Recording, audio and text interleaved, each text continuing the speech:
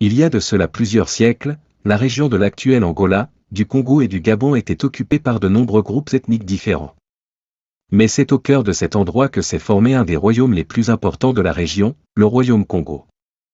Le royaume Congo a été fondé au XIIIe siècle, son nom venait de son fondateur, la légende raconte que ce dernier avait été guidé sur place par les esprits de ses ancêtres.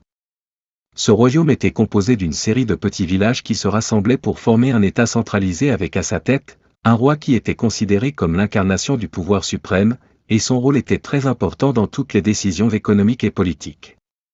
Au plus fort de sa puissance, le royaume Congo servait de centre commercial important pour les Européens qui cherchaient à s'implanter en Afrique. En effet, il était réputé pour son commerce de l'ivoire, de l'or, du cuivre et surtout des esclaves.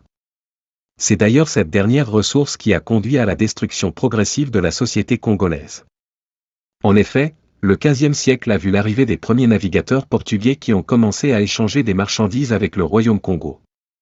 En échange de diverses marchandises, les Portugais demandaient souvent des esclaves qu'ils exportaient aux Amériques, où une terrible industrie esclavagiste avait été mise en place. Cette pratique commerciale a progressivement déstabilisé le royaume Congo, car des guerres ont été menées entre les différents villages pour tenter de subvenir à la demande en esclaves des Européens. Le royaume Congo s'est finalement effondré au XVIIIe siècle, en grande partie à cause de la traite négrière intense qui avait été mise en place. La perte de population a rendu impossible le fonctionnement des villages et de l'État centralisé.